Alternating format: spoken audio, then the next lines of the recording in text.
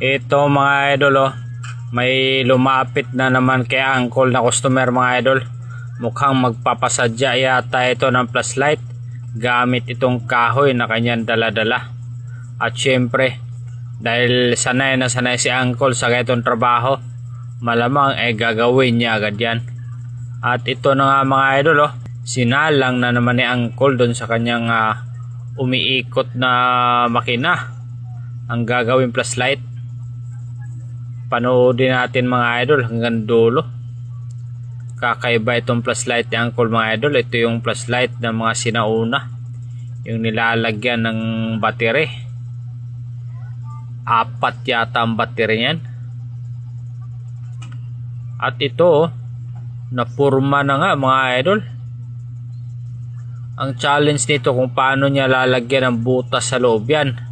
Napakahaba niyan para sa battery. At ito sinimula na nga niyang butasan. Ito yung sa harap mga idol, sa lagayan ng bumbilya.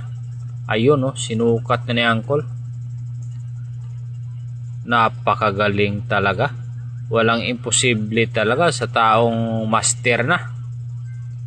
Kita nyo yun talaga nilagyan pa ng design agad.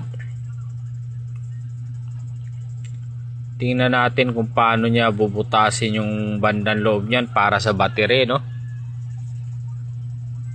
Ang galing, talagang naka-finish na mga idol Ayun, binutasan. Butas na kaya yung likod niyan? Mukhang wala pa. Pati pag-i-installar ng switch mga idol siya na din ang gumawa. Wala na splice yan, ngangat-ngatin na lang yan.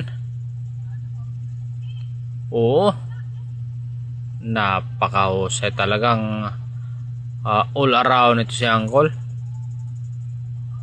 Ayun technician na wood crafting pa. Napakahusay ba. At dinikit na nga yung salamin ng flashlight mga idol. Ayun, pinutol na. Butas na kaya ito?